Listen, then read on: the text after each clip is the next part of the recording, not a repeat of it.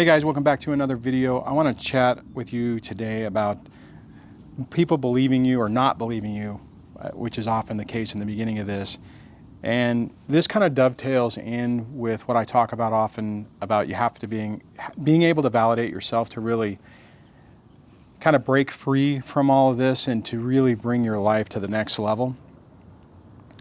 One of the things that's really difficult in these situations, especially early on, well, let's back up. So when you're in the middle of a toxic relationship, you really get beat down emotionally.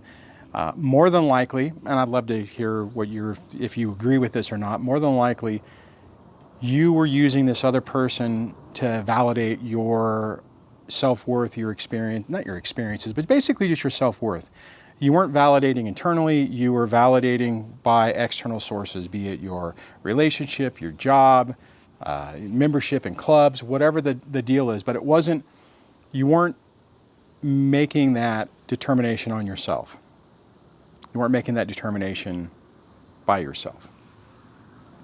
So part of the problem is that if you're in that mode, right, and your ex, for the most part, knows that you need that external validation. More than likely, you were manipulated with that fact throughout your relationship and probably throughout your childhood. You were always seeking validation and yourself and proving your self-worth through other people. It's a really bad space to get into, and then this rolls into whenever the relationship devolves and you become the focus of a smear campaign, false allegation, or just your reputation being destroyed. So you have this person who's taken their entire life and had to be validated externally by everyone else. And now all of a sudden you have all these people who are questioning you, or you have your ex throwing out these allegations, and you're sitting there going, holy crap, your whole house of cards basically effectively starts to crumble. Now, the thing about this, and it's like a painful way to learn all these lessons, right? I mean, it would be so much nicer if you could just wake up one day while you're sipping your coffee and you go, you know what? I want to become a better person. I want a better life. I want to enlighten myself emotionally, intellectually, and all those things. Never works that way, does it? Basically, a explosion happens. Your life is ripped upside down, and you're sitting there trying to pick up the pieces. So the first thing that's really, truly important is you got to get to the point that you're okay with yourself. You don't need someone else to say you're a great person or think you're a great person. You need to be able to get up in the morning and say, you know what? I'm okay. I'm an okay person. I try to live my best life, and that's enough for you to walk out the door, so to speak. It's when you need someone else to say, you're a good person. You're an awesome person. Hey, it feels great. It feels fantastic when someone does that, when someone gives you that validation and gives you that praise, and it just makes you feel good. And that's okay, right? I mean, if it's a gift with purchase or a bonus thing to your day, that's fine. But when you need that and you're not getting that it creates a problem, that's when it really sets you up for a lot more pain. Which is the reason why most people, when they're going through this and they're being smeared with a smear campaign, that they immediately want to go and bring all these people to their side to be able to say, look, see, I have this cadre of people who says I'm good, so it counteracts them. Now, if you can get that and you have people in your camp, then fine. But ultimately, more than likely, you're going to get stuck in this circular do loop where you're trying to convince people of what reality is. And it will drive you crazy. And then you'll have people who vacillate. You'll have people who are on Team X and on Team U, and one day they're kind of like more on Team X, and one day they're maybe on more than you. And then you're chasing their validation, their approval. So you're lowering your boundaries, and you're trying to placate this other person to be like, believe me. And it's a recipe for disaster. What you'll realize, hopefully you'll realize it much sooner than I did, you will realize that you cannot control what people think. You cannot get them to believe a certain thing. They are going to do whatever the hell they want, and trying to chase them to convince them otherwise is going to drive you crazy. You have to get to the point to where you're like, you know what? I could care less what anyone else says. It doesn't matter. As long as I know deep down, I know in my heart, right here in my heart, that I'm okay, that I'm a good person, that I'm trying my best, that sure, I'm human and I make mistakes, but I'm not that person, and I'm not going to go chasing that crap to try to change anyone's opinion. That's a really hard lesson to learn. It's really hard to actually do. I'll tell you though, once you get to the point where you're like, you know what, I'm okay.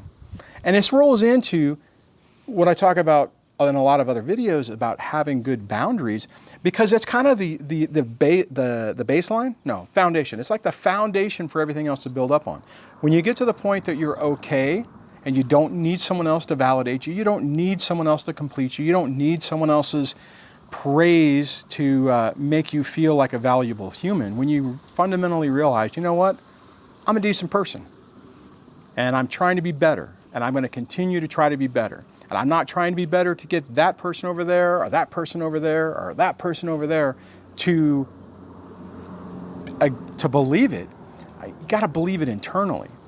And when you do, right? So here's the thing. When you first get to that point, all the people who are involved, in the smear campaign, all those flying monkeys, you finally get to the point and you go, I don't need those people in my life.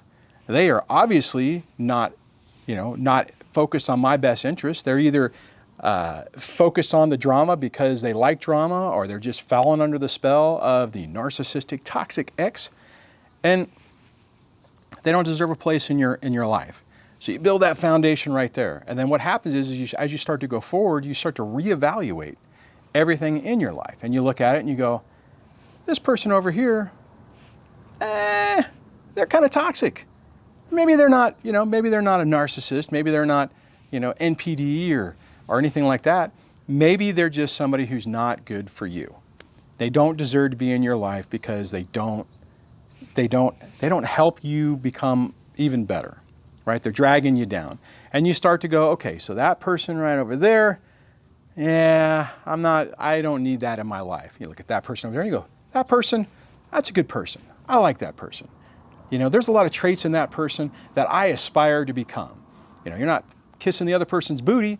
You're just going, hey, you know what? I like that person. And I had my own awakening on that, where before all this stuff even happened, where I started looking. It's really weird because I was having these epiphanies, and I was looking at different people, and I'm like, man, for instance, my friend Mike, very positive guy, let a lot of stuff just roll off his back, was always looking at the positive and the good in things and just trying to have some fun, not being mean to other people, decent moral compass. And I'm like, man, I like that guy, not allowing, if somebody was a turd, be nice to him, but it would be like, no, that person, needs to not be there. I remember him way back when telling me, dude, you need a different set of friends. And that's part of it, right? So this all builds up off of that initial experience of the toxic relationship. Basically, it's like our awakening, right? Because it's not really the initial experience. The experience more than likely happened a long time ago, and we've just been kind of dealing in this pile of mud for years, decades. And typically what happens is it's the relationship that falls apart that really just destroys our entire view of everything, knocks us all the way down to where it really gives us an opportunity to say, okay, you know what? I need to take a step back. I need to relook at this situation, and I need to try some things differently. So when you're going through this, whenever you're having these, just feels like everyone's turning against you, that everything's falling apart, realize that it's like the world or the universe or God basically trying to say, hey man, you need to take a pause, you need to reevaluate your life and really think about what you're doing and make some positive changes. I was just talking to someone the other day in a coaching call where I was reminding them that although this is all really tough, it really gives you an opportunity to basically kind of hit the reset button on your life. So often we get wrapped up into what we're doing, what we're focusing on, our patterns, our old patterns of behavior. It's like, no, I gotta keep doing the same thing because I've done it. I've talked about this recently too. This gives us the opportunity to say, you know what? My entire world has been exploded. You know, depending on where you're at on it, I mean, to be perfectly honest, if I wasn't stuck in the child support alimony game, I think I would have switched careers. I think I would have said, you know what? I don't really like the way I don't mind my career or anything, but it's like I would have found something else to do. Found something that gave me more joy, was more fulfilling than what I'm currently doing. And, you know, I'm trying to compensate with that, with other things I can do. I mean, I realize that in my situation, because of the circumstances, I'm kind of stuck. I have to pay the bill, which means I have to keep this career, which means I'm kind of stuck. Whatever. You know what? It pays okay. I get good vacation and some decent benefits. So I made my peace with it. But a lot of people, you get to basically say, you know what? What do I want to do? What would make me happy? What would I really like to do? Not what do I want to do to make someone else happy? What do you want to do to really make yourself happy? I mean, hell, your whole life has been exploded. Might as well take advantage of it and pick a direction you want to go, or even spend some time to find out, to answer those questions.